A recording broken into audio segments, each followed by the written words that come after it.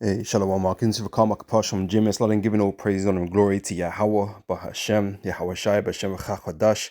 When they give double honors unto the elders, the apostles of GMS, and Shalom out there to the hopeful, world, pushing his truth in all sincerity.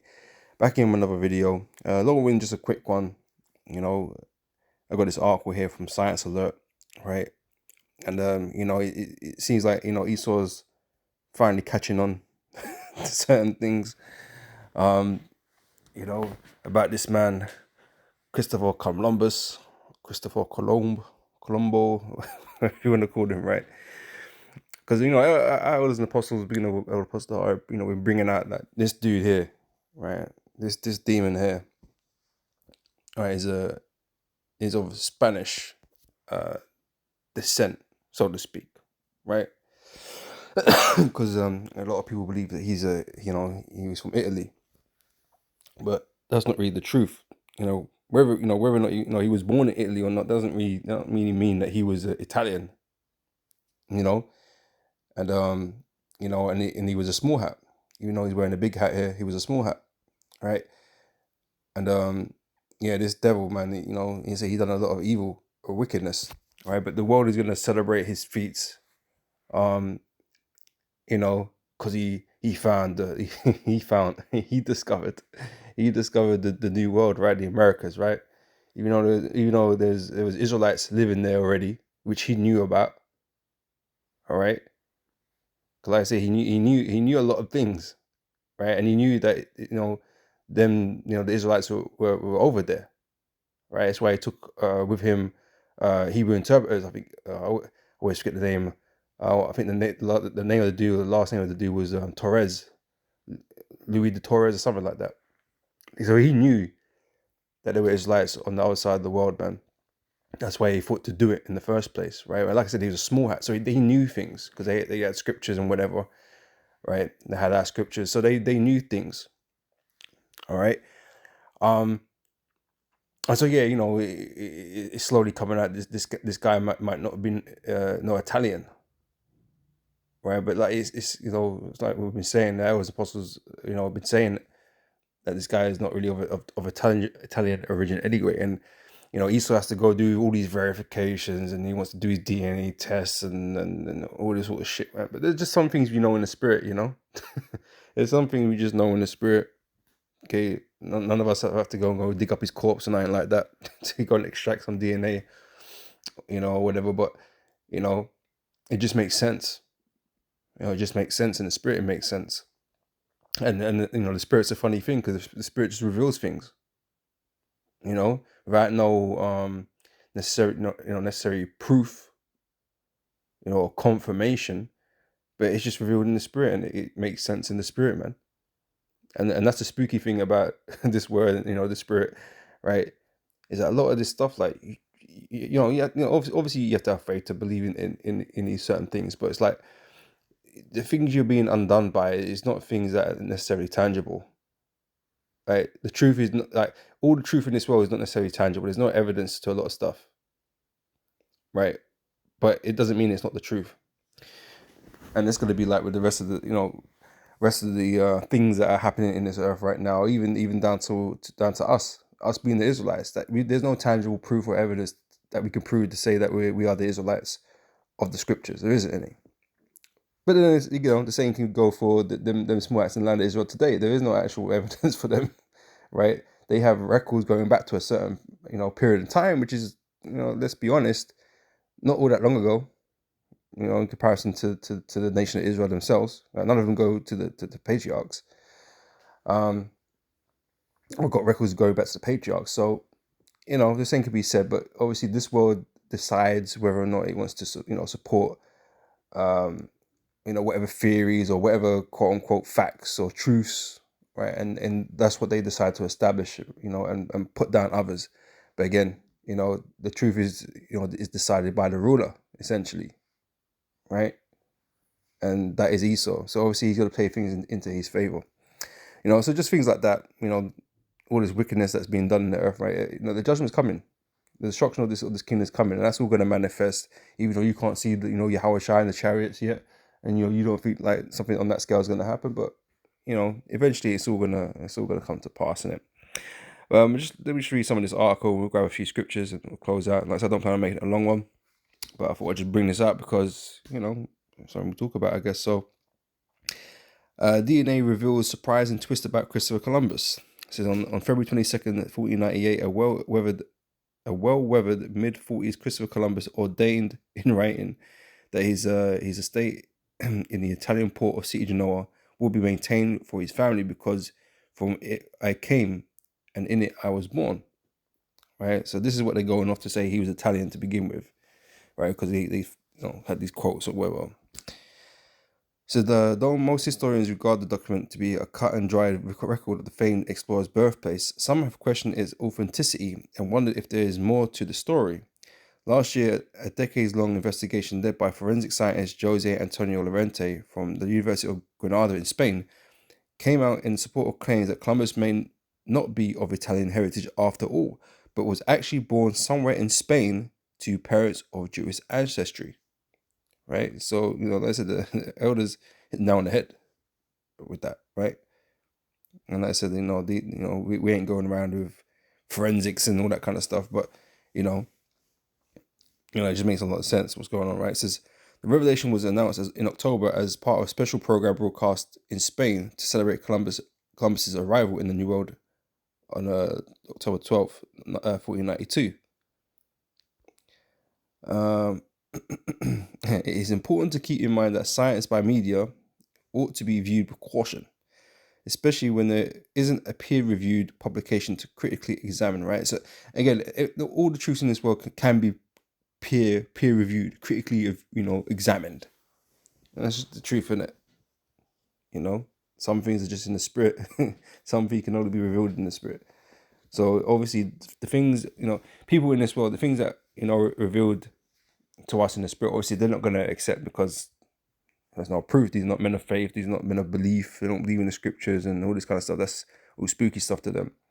And so they will never be able to stomach the idea that, we just, we could just receive information, these, what seems like hunches or intuition. They don't like all of that. They want hard facts, right? Which, we can't necessarily provide to them, but oh well. It's not that big a deal. If you don't believe, you don't believe, right? Eventually you'll see it or you'll know it, So unfortunately, from a scientific point of view, we can't really evaluate what was in the documentary because they offered no data from the analysis whatsoever. My conclusion is that the documentary never shows Columbus' DNA, and as scientists, we don't know what analysis was undertaken.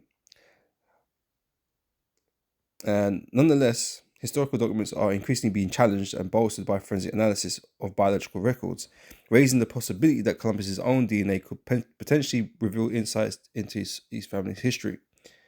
Based on the interpretations of records written when he was an adult, the man known throughout much of the Western world by the angelicized name Christopher Columbus was born Cristoforo Colombo sometime between late August and late October in 1451 in Genoa, the bustling capital of the northwestern Italian region of Liguria.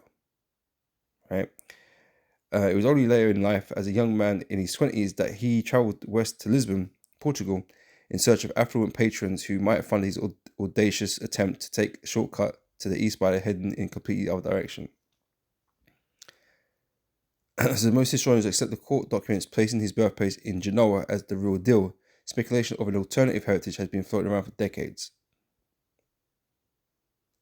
So one persistent rumor maintains Columbus was covertly Jewish, right? Like hidden, Coptic, right? Born in Spain, is it crypto Jew, right? Hidden away, right? Hiding his identity. He was covertly Jewish, born in Spain at the time of intense religious persecution and ethnic cleansing. Right, supporters of the claim cite curious abnormalities in his will and interpretations of the syntax in his letters. So now it appears his own genes may provide a new line of evidence.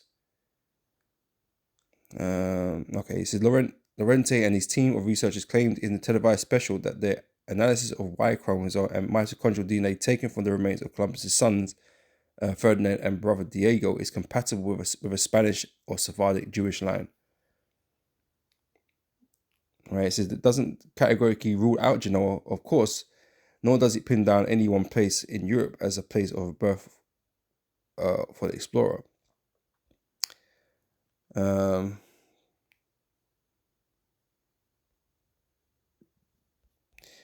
So indeed, Jews exiled from Spain at the end of the 15th century, just as Columbus was making his night voyage, flooded into the Italian city seeking asylum, albeit with few succeeding.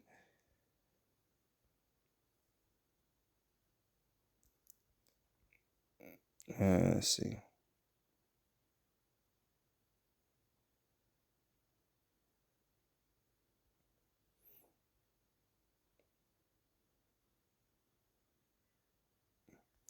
All right, so that's pretty much it. Right. So yeah, this information is starting to seep out now and be more and more supported.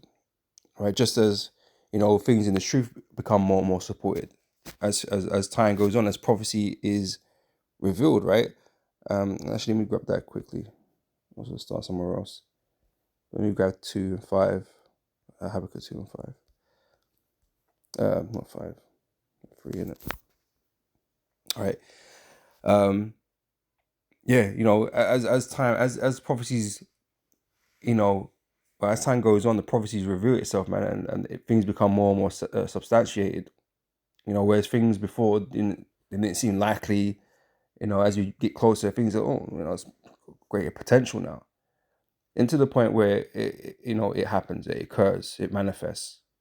So Habakkuk 2 and verse 3 says, "For the vision is yet for an appointed time, but at the end it shall speak and not lie." Right. So things might be be able to be seen right now, or back then, or whenever these things were brought out. But in time, in due time, when the time is right, and the time it's supposed to happen or manifest, it will be seen. It will be seen. And there's a whole big back and forth about what the MOTB is right now, and between these different Israelite camps. Well, we'll see, innit? We'll see if your claims are all substantiated, or if our claims are going to be substantiated. We're going to see. We're going to see. All right, but your foundations, your assertions is weak. Some of these other Israelite camps, these bogus MOTB doctrines, it's weak. So we'll see. But yeah, in due time it will manifest, right? So the vision is yet for an appointed time, but at the end it shall speak and not lie. Though it tarry, wait for it, because it will surely come and it will not tarry. Right? That's why you might have to make adjustments to your doctrines, in particular IOIC, right? Because your foundations on that topic, especially, is weak. And more and more evidence is substantiating our our breakdown. It's Matthew chapter 10 verse 26. Right, it says, fear them not therefore, Salakia, for there is nothing covered that shall not be revealed, and hid that shall not be known. Right, because things are revealed, but it don't necessarily mean you got to go find out personally yourself. Like the Lord, deliver things to you, man. We're like spiritual antennas, man. Most High give you knowledge and understanding. And like I said, you can call it like a type of intuition. You can see it, even though there's no physical proof or evidence for it. That's like a level of spiritual power right there. To be able to discern certain things in the spirit. Without having the physical, the absolute hardcore factual proof in your hand. And again, that takes belief, and the only way you can have these types of abilities is if you have belief. As that grain of mustard seed, you can do things, right? So yeah, the secrets that are revealed, or things, the knowledge that's revealed without, like I say, go dig up man's corpse and all that kind of stuff. Like these men them man got to go do all that, because they ain't just gonna believe that. Okay, they're gonna want to extract samples from from great grandsons and all this kind of stuff to compare and to match and to confirm and all this and that. But all that DNA shit, yeah, you can probably link a person to a person, but you can't. DNA ain't gonna tell you where you was born, or like who you belong to. Because let's be honest, all this Italian, Spanish, all this talk, man, is relevant because those are not actual nations. They're not actually bloodlines that exist in the earth. The Most High never created those nations, right? This man's an Edomite, right? And there ain't gonna be no, ain't gonna be no DNA that's gonna tell you that he's an Edomite, because you ain't got no something, you trying to hide that anyway. But just because a man is born in a particular region, it doesn't mean that's where he's from, or or whatever the case may be. So yeah, even if he wasn't born in Spain or in Italy or whatever, like his line goes back to Edomites, Edom. But you're not gonna have no results showing you all of that, because these things go back to men. They don't go back to land masses, right? So we know these are devils, man. We know who these people are in the spirit.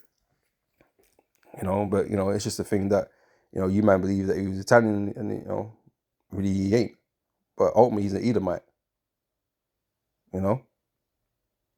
Parading around as a small hat, as if he's a son, son of God. Anyway, yeah, whatever. So, Amos chapter 3 verse 7 says, "Surely the Lord God will do nothing, but he revealeth his secret unto his servants the prophets." Right? Secrets are not that are not known. Right? They're not known. There's not, there shouldn't be any evidence of that. Really, it's a secret. Maybe only one person knows. So how's there going to be any evidence? To find. Right? If that person don't say or do nothing, then you ain't gonna find out. Only this man knows the truth. But yeah, if that one person is the Most High and these men don't know, what's going on down here, and the Most High decides to share it with his prophets, then the prophets know, right? And they're the only guys that know. But obviously, they can't validate it because the source is from up on high. But it's a secret, right? So obviously you ain't gonna get it. You ain't gonna know. You ain't gonna accept. Because like I said, there's no hard, tangible evidence for it. But that's the way it's supposed to be. You people ain't meant to believe. We're meant to sound crazy. Like what the fuck? What the fuck are they talking about? There's no evidence of that. Yeah, we're meant to sound crazy. You're meant to not believe, and that's for us. It's our secret, right? That's for us to know, right? But this is what the Lord does, right? Surely the Lord God Yahweh will do nothing, but He revealeth His secrets or His secret unto His servants the prophets, because that's who He's dealing with. That's who He wants to know, right? His prophets, the men of the Lord, the elect. It's 1 Corinthians chapter 2, verse 13 says, "Which things also we speak, not in the words of which men's wisdom teacheth," right? "But which the Holy Ghost teacheth, comparing spiritual things with spiritual." And that's something that you can't learn, you can't receive it unless the Most High has given it to you. You can't receive those things. Yeah, we can all learn the wisdom of the world, but everyone's got access to that. But there's a wisdom or there's a knowledge that trumps that you don't have access to. And like I said, it's spooky to everybody else, so that people don't want to believe in that side of things, but it's beyond the man's wisdom, and so it confounds people that rely on man's wisdom purely. They haven't got that extra dimension, man, to see and to understand things. All right. So, "But which the Holy Ghost teacheth, comparing spiritual things with spiritual. But the natural man receiveth not the things of the Spirit of God, for they are foolish unto him." Like I mentioned, it says, "Neither can he know them, because they are spiritually discerned. But he that is spiritual judgeth all things." And this is why we can make calls, elders apostles, they can make calls on certain things. You just like how'd you know that? how would they know that? But for some reason they do. Somehow they do. Sometimes they just have the Most High just reveal that to them, and they just know that. And like I said, they ain't gonna go travel around the world, dig up this and dig up that, and all this sort of stuff. But That's how the Spirit works. Hidden knowledge, hidden understanding, can be given. Same as our language. Well, no one believes that this is the Hebrew. Well, okay, don't believe it. It's all right. But these men are allowed to make up a language and everything's cool in it. This Yiddish thing. That's, that's the spoken word of the Israelites. Is it really? Is that how they spoke? You man don't know. And you can say that we don't know. It's fair enough, isn't it? But in the Spirit we know. All right? And that's something you don't have access to. All right, so but he that is spiritual judgeth all things, yet he himself is judged of no man. For who have known the mind of the Lord that he may instruct him? But we have the mind of Yahushua, Mashiach, right?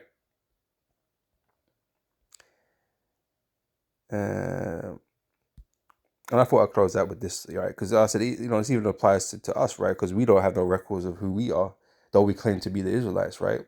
And it's just through the Spirit. There's nothing else really about it, There's nothing complicated. It's just a belief, through the Spirit, right? Because the Spirit is confirming things, right?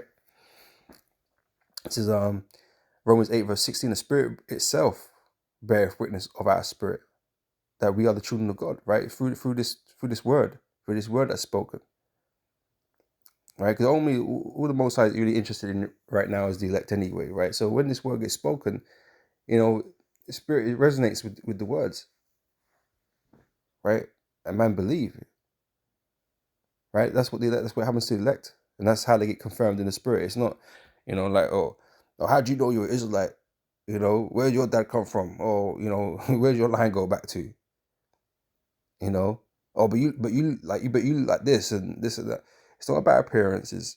It's about the Spirit and the blood. But the Spirit is what confirms us first, because we don't know nothing about our blood. Let's be honest. Right? We don't before all this. We didn't know nothing about our blood. We just thought we was Negroes, we was Caribbean, we was mixed race, and all this kind of madness. Right? We didn't know nothing about our blood. That's something we learned afterwards. Right? But ultimately, it was the Spirit that confirmed us first. We learned about our heritage after the fact. Because we heard this word, it was like, oh, and then we learned about Yahushua, the tribes and that kind of stuff, and so when you read the scriptures, you know that, oh, if basically this is resonate with me, then I must go back to one of these patriarchs, because it is only for the Israelites. It can only be for the bloodline of Israel, right? But we didn't know nothing about that first. Okay, it was the Spirit. It was drawn in by this word as it's supposed to, right? Let me grab that. Gathered together by the word. No.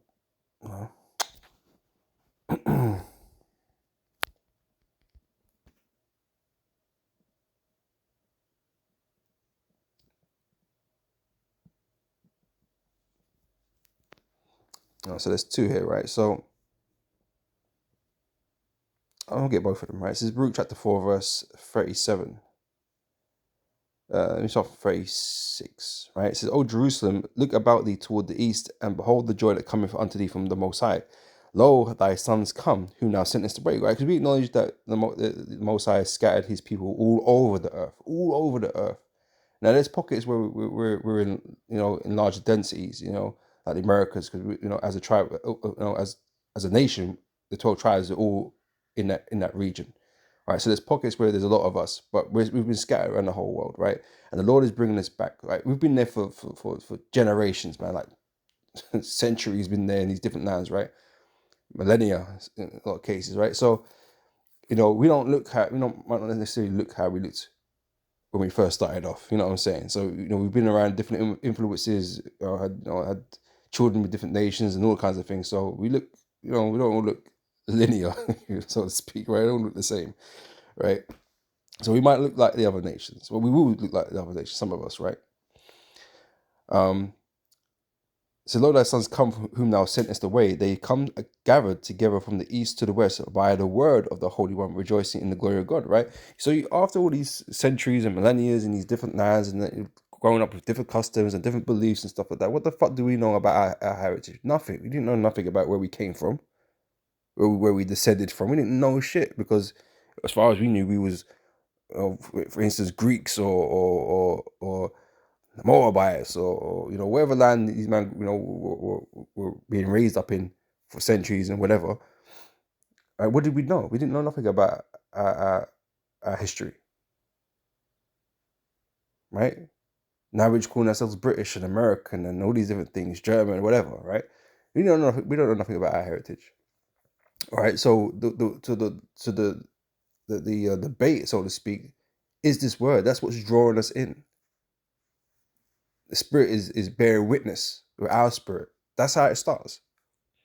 Okay, we find out all the other stuff afterwards. Like we kind of identify, where we might come from as a tribe, for our characteristics and that kind of stuff. That's something we find out afterwards. But we've been confirmed in the spirit that we are the Israelites because of this word.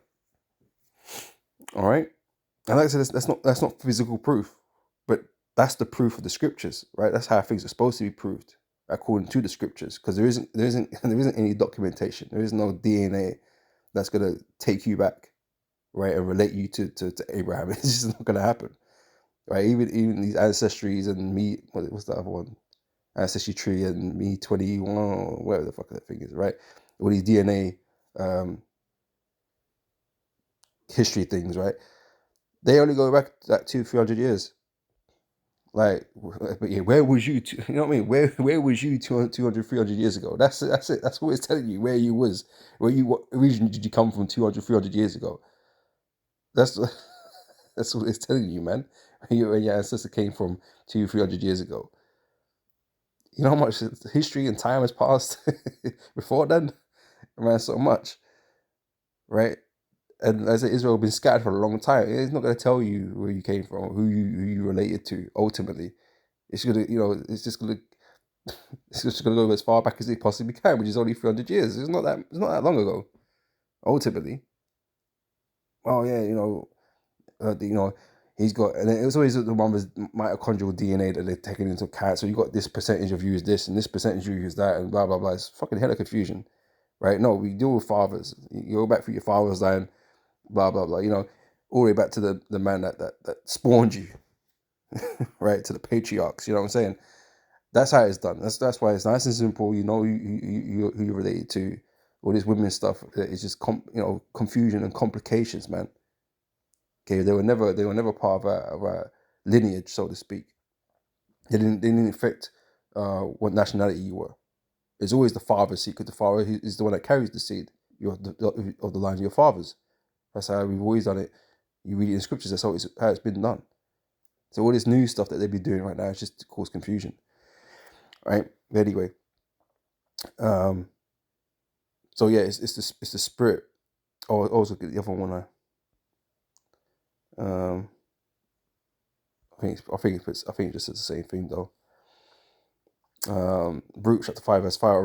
Arise, O Jerusalem, and stand on high, and look about toward the east, and behold, thy children gather from the west unto the east by the word of the Holy One, rejoicing in the remembrance. Because we're being reminded through this word. We're being reminded. Okay, and like I said, that's the whole spiritual event, man. Being reminded and being given your language back, giving your identity back. That's a whole spiritual thing, because none of that is like there was no book that we found that told us that, other than this book. But it's not case by case, person by person type thing. It's just through the spirit, man. All right. It says, for they departed from thee on foot and were led away of their enemies. Right. That's where we are, right, in the land of our enemies. But God bringeth them unto thee exalted with glory as children of the kingdom. All right. For God hath appointed that every high hill and banks of long continuance should be cast down, and valleys filled up, to make even the ground, that Israel may go safely in the glory of God. All right.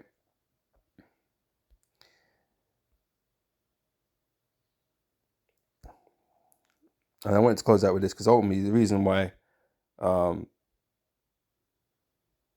these nations don't accept us or won't accept us, other than the fact that like there's no actual physical proof and evidence. But like I mentioned, these small hats don't have no actual physical proof or evidence that they go back to the 12 tribes, right? But they are supported, right, because these nations are in agreement, right? Agreement to basically have these small hats, these Edomites in the land of Israel today to be the people, right? And to basically oppress us. That's the agreement in the spirit. These men are working together, to oppress the children of Israel. All right. So this is Psalms 83 verse 2. It says, "For lo, thy enemies," because we've been scattered in the land of our enemies, right? "Make a tumult," right? It's like an agreement, right? "That they that hate thee have lifted up thy head. They have taken crafty counsel against thy people and consulted against thy hidden ones." Right? So they're taking crafty counsel, shit behind the scenes, right? So that these men know who we are. Behind the scenes, they know who we are. These peons obviously, don't know shit, but these elites and that, they know who we are. Right? That's why it's crafty, man, because they know who we are. They do everything from behind the scenes, right? "They have taken crafty counsel against thy people and consulted against thy hidden ones. They have said, Come, let us cut them off from being a nation." So that's basically destroying our knowledge, our heritage, right? And this is what they did during slavery, right? They we was hanging on by a thread. There were certain things that we still kept while we was in the land of Africa in the West Coast. Now there's certain customs that we still had, right? But we was hanging on by a thread. We wasn't the Israel of old, man. We kind of lost quite a bit of our thing, right? But it got completely eradicated when Esau, took us into slavery. Completely eradicated. All right. And you niggas don't know shit else about anything now. Okay, you're just African Americans now. Okay, or wherever you resided, you don't know nothing about yourselves. All you've been told that you was an African slave and you were sold to to the Americas or whatever. That's all you know, right? But there's your history is so much deeper than that. Okay, but Esau already go shallow with your history and make you believe that you're just some fucking African that was hanging from a tree somewhere and they came to civilize you. That's what he wants you to believe in it. But yeah, he stripped away all your identity basically, right? What's roots, right? He didn't want you to have no identity. He wanted to control what that identity was. And so that's that part of that crafty counsel, man. Right, to cut us off from being in remembrance, so we don't remember who we are. Right? The ox know if his owner, and as his master's crib, but Israel doth not know. Israel doth not consider. We was taken away from us. All right, it was taken away, but now the Lord is bringing these things back into remembrance.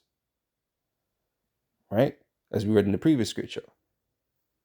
Right, so even though these men are trying to suppress that information from us, or that understanding from us, it's the Most High revealing it unto His elect.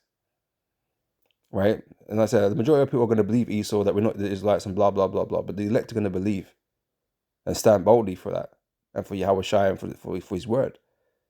Right, and that's exactly what we're doing. But the majority of people don't want to believe. They can't, they don't want to accept it or won't accept it.